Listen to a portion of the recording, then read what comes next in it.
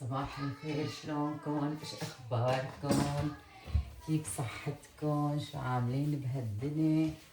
هلا هيك اول اشي الصبح عاملين لنا ركوة قهوة غير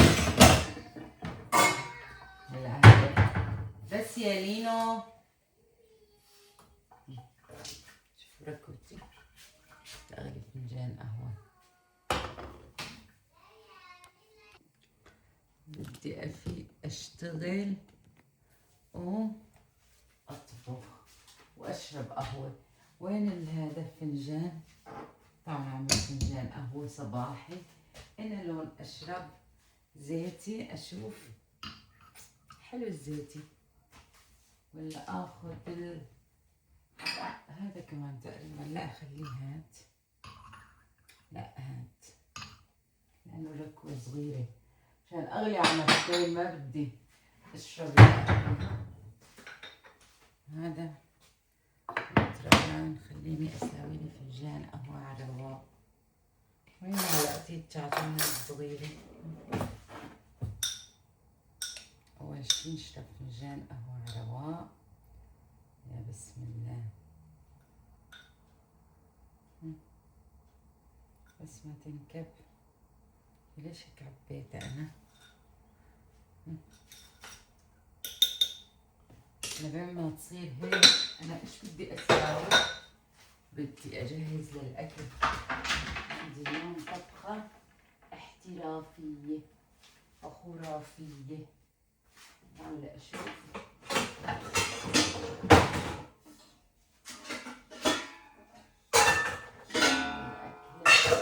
مرتبة. هاي طنجرة، تمام. شو هاي طنجرة؟ يقولوا لي بنعرف طنجرة.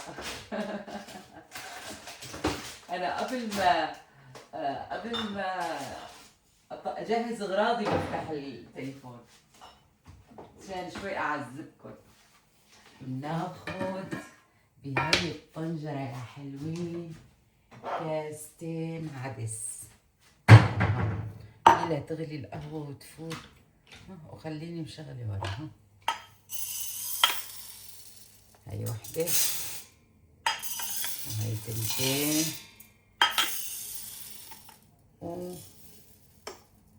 ونص. اوكي، اخذنا عدس. بعد العدس بدنا نغسله ونحطه على النار ليفقس. عرفتوا؟ نغسله ونحطه على النار لحتى يفقس العدس. ليش طلع منه؟ ليش هيك اصفر؟ ما بعرف شو هذا. يا الله ملان نشف. هلا ايش بنساوي؟ بنخليه ياي كثير فيه مي هيك، يعني لونها غريب، كثير فيها نشف. عرفت؟ هو كمان المهم هيك بنخلي العدس يفقس. يعني ايش يعني يفتح العدس، يتفتح. اوكي ابوي طلعوا القهوة فارت يا ربي يا ربي. شوفوا يا عيني على قهوتك يا ام الروم. تعي اعملي هيك واعملي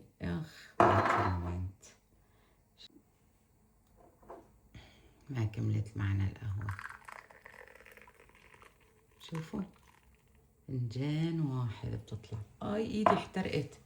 يعني اساس بدي اعمل ترندات وقصص، حرام علي اذا بعرف. وهي احلى فنجان قهوة لعيونكم. هلا ايش بدنا نساوي؟ بدنا نفقس العدس مثل ما قلنا لنفتحه. هلا العدس مخلص. وبدنا اول شي خليني اشرب مي. بسم الله الرحمن الرحيم. كثير عطشانة، ما بعرف ليش. بعدين بدي اطالع شي اكل. انا كثير بحب هذا البسكوت مع القهوة، كثير. هجيب منه تنتين بدي اخذ معي هدايا منهم. وشو كمان؟ هلا بدي اطالع البرغل الموجود. بدي شي فراغة كبيرة. هلا برغل ناعم عنا وبدنا خضار وبصل. ان شاء الله يكون عندي بصل. ايه eins ja und zwei Billig. Zwei.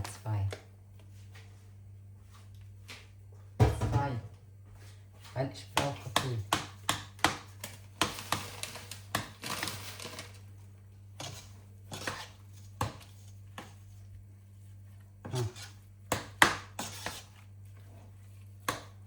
Guck mal rein. يا سلام. هلا قشرت البصل وجهزت الزيت وهي خلطتي جاهزة. هلا بفضيها بمكان واسع وبدي اعمل البصل. بدي اقلي بصل مشان اعمل صوص ومشان اعمل ايش اسمه هذا ذكروني، مشان اعمل صوص واعمل احط لها للطبخة نفسها. هلا بنشوف ايش بنساوي. ما بحب اوسخ الخلاط. ايش بدي اساوي؟ اغسل ايدي. اغسل ايدي بعد من ريحة البصل. لازم كل كله اقشره وانشف واشتغل. هلا بحط لها زيت زيتون عشان تنقلى للكوية. بحط لها شوي زيت مازولا لانه تقيل. خليه ينقلى البصل.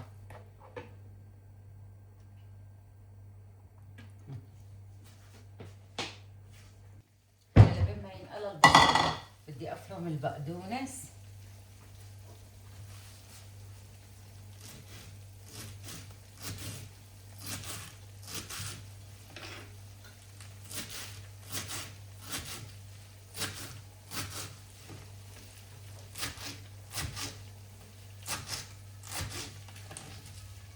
والبصل الاخضر.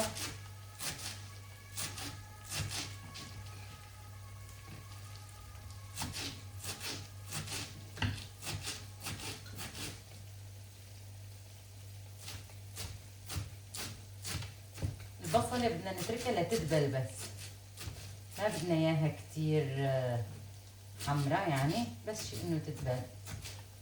هي عندي الساعة 10 الصبح. انا الساعة 10 الصبح عم بعمل هاي الاكلة.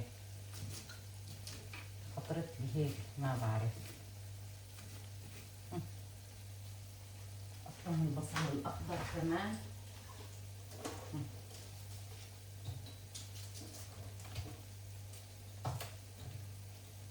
البصل الاخضر بحتاج الخضار كتير اكثر من العظم. عرفتوا؟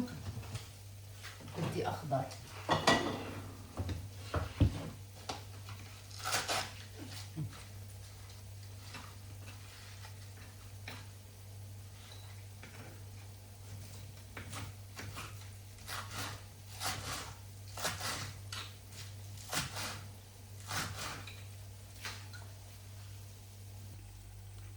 شوفوا هلا شو بدنا نحط للكبة. حطيتها هون عشان واحد يعرف شو بده يحط.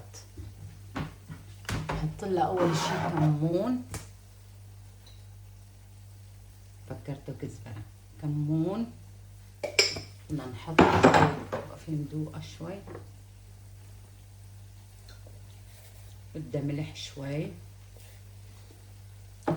وبدنا نحط لها فليكة حمراء ناعمة. هي خشنة. هي الفليفلة كتير حادة ما بدي اكتر. ومعلقة دبس فليفلة يعني هيك معلقة ونص. ودبس بندورة معلقتين. انا حيطتها بالفريزر للدبس البندورة بس هلا بتطرى.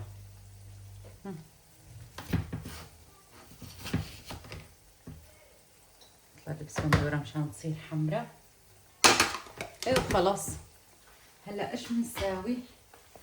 نحاول نحركها شوي شوي لانه لسه سخنة لحتى تتجانس معنا كل البهارات اللي حطيناها والقصص. شوفوا ممتازة. هلا ايش بدنا نعمل يا حذركم؟ نجيب هاي البصلة ونعمل لها هيك الطشة.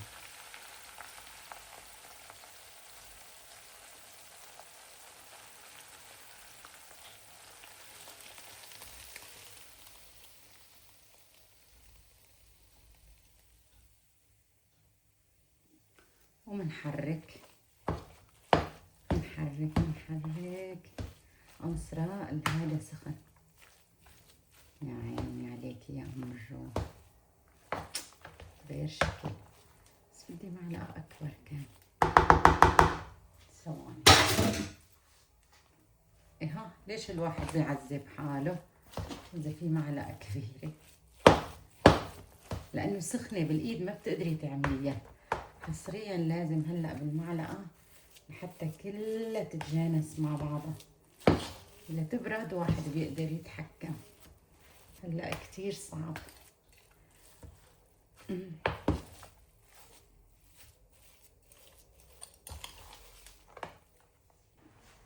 هلا بنفس الطواي هون هيك الكبه خلصت.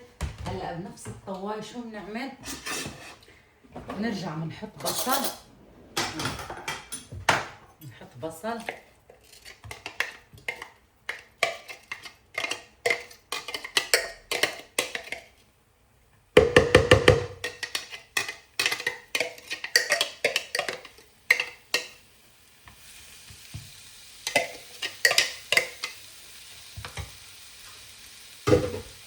زيت.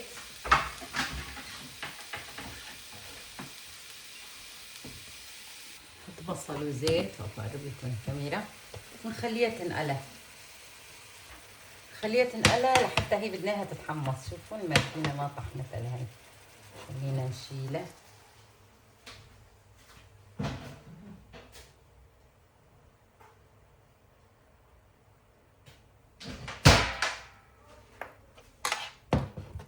ونحمصها. بس هون بدنا التحميص أكتر بصراحة، مو مثل وقت الكبة، يعني لازم تحمصوها وقت طويل.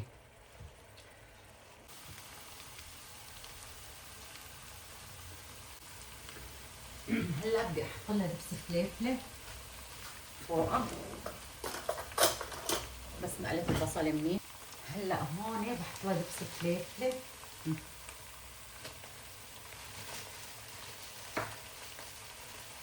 عشان نعمل الصوص طبعا.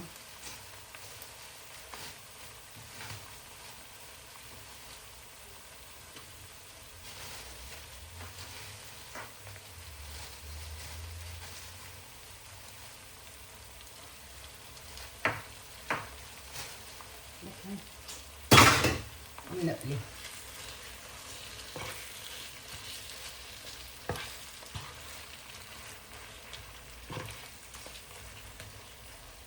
شايفين؟ هيك خليه ينقلى كتير منيح.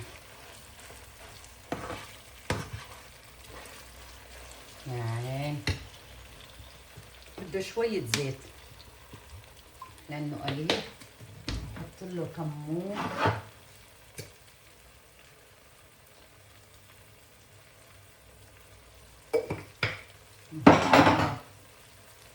رشة ملح. وإيش كمان بده؟ رشة فلفلة حمراء. وخلاص. يعني بدها تتقلى الصوص كلياته. شفتوا؟ خليها تنقلى. حط لها دبس رمان هيك. خلاص ونحرك. يعني شفتوا الصوص ما احلاه؟ انقلى منيح. بقى بشيله عن الغاز لانه الدبس رمان شو بصير؟ بمرمر. احنا هيك بنشيله. هون الصوص تبعنا خلص وجاهز. وصحتين وألف هنا. هلا مطبطيهم. هيك كبتنا خلصت. هلا شوفوا بردت. هلا بنحط لها الخضره، ما بنكتر يعني شي وسط. وبدنا نخلطها خلطه مرتبه ونرجع لكم. شوفوا لي المنظر، ما احلاه، شي بشهي، بتلمع وما احلاها. الكبه جهزت. هلا بدنا نحطها بالصحن، حطها وارجع لكم. بحبوا تشوفوا شلون عم بكبكبها. هلا بيطلعوا بيقولوا لي ليش مانك حاطه كفوف وهالقصص، وانا مالي خلق بصراحه. انا ما بعرف اشتغل بالكفوف. اصلا الكفوف بحسهم كلها مواد كيماويه، ما بحب طبخ ولا مالا. وهيك طلعت كبتنا جاهزه وطيبه. هلا نوزع الصوص على كل الاماكن عشان تتاكل معه. ولازم حصريا صوص، اذا ما معه صوص ما طيبه هي الاكله.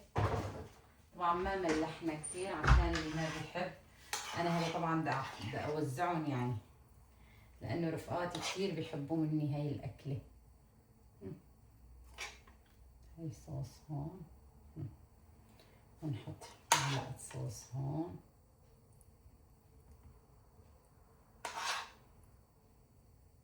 هيك نحط بدها شويه زيت زيتون، لانه قليل زيت، ما بعرف. بتشرب هاي الاكله كثير بتشرب، تاكل زيت الزيتون كثير.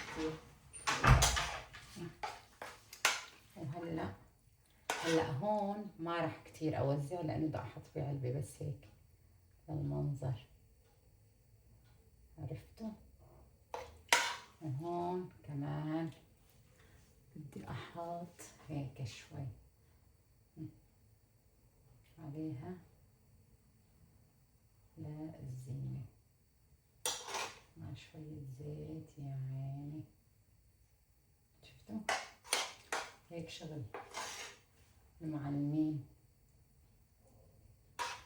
يا عيني شفتوا؟ الباقي بدي احطه بعلبة عشان هيك، لانه بخاف يقع،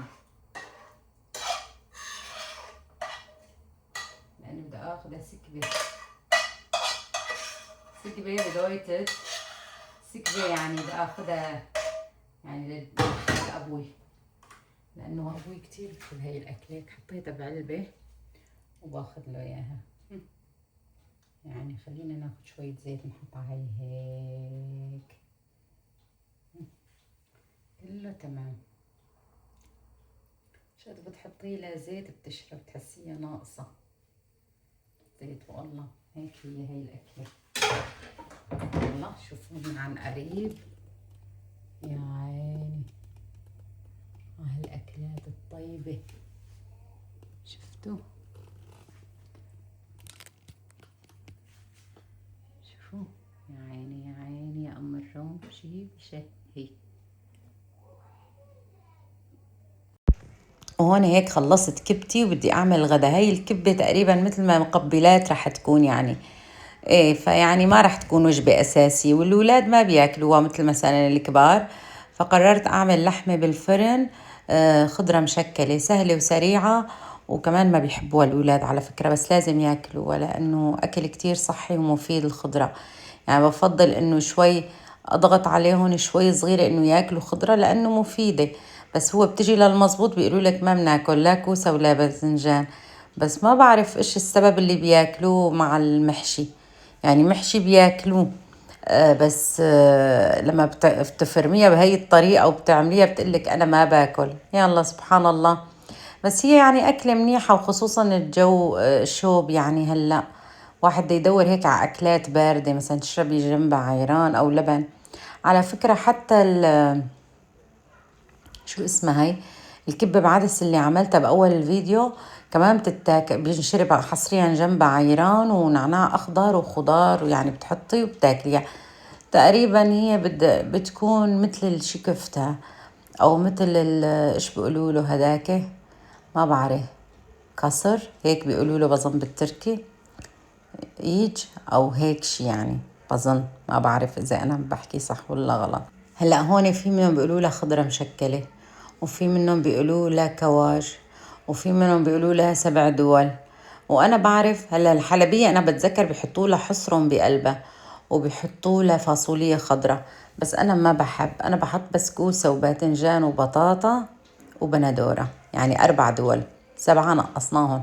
بظن تكفي لل7 بيحطوا لها فاصوليا خضراء، وبيحطوا لها قرع، وبيحطوا لها ما بعرف شي تاني، ما بعرف يعني بصراحة. في كل مكان بيعملوها بطريقة شكل. في منهم بيطبخوها على الغاز، وفي منهم بيشوها بالفرن، بس أنا بحبها بالفرن يعني أطيب، وقطعة دهنة عليها بتطلع كتير طيبة. بس مع الأسف كتر ما كانت طيبة بآخر الفيديو ما صورت لكم يعني كيف صارت الطبخة، لأنه أنا عاملتها بالقناة قبل. بس كتير طيبة. بهار حصريا بدها بهار الحلبي 7 بهارات يعني. والبصل نسينا، يعني بطاطا وباذنجان وبندورة وكوسة وبصل، 5 دول صاروا. ضل الفاصولية الخضراء وحصرهم بظن بيحطوا له أو شي قرع، يعني ما بعرف خيطه بصراحة، كل واحد بيعملها بطريقته، بس أنا هيك بحبها. ولحمة وبهار وفليفلة حمراء وفلفل أسود وملح وإيش كمان، ودهنة. حصريا بدها دهنة وزيت مازولا شوي عشان يعطيها لمعة، تطلع أكلة خفيفة. في منهم بيطبخوا، أنا بطبخ جنبها رز أبيض سادة، في منهم رز بشعرية، حسب انتو شلون بتحبوا. أنا عم بترككن على راحتكن، تحبوا ما تحبوا، وانتو لا على بالكن، لا بتعملوا لا لايك ولا اشتراك ولا بتفعلوا زر الجرس، ولا حياة لمن تنادي. رح يسكروا لي القناة من وراكن أصلا. لا قال بيقولوا على لما بيطلعوا انتو أهلنا التانيين، ولا إيش بيقولوا ما بعرف، عيلتنا التانية. انا ما عندي عيلة، صفيت بلا عيلة يعني، عن جد على اليوتيوب ما في حدا. لا بتكتبوا تعليق حلو، لا بتكتبوا شي، ما بعرف الصاير يعني، من اساس ما بتكتبوا. يعني اللي عم يشوف الفيديو ما بيقدر يكتب يسلموا ايديكي ولا يكسر ايديكي، عن جد والله العظيم ما بعرف شلون. الله يهديكم ويهديني احسن شي.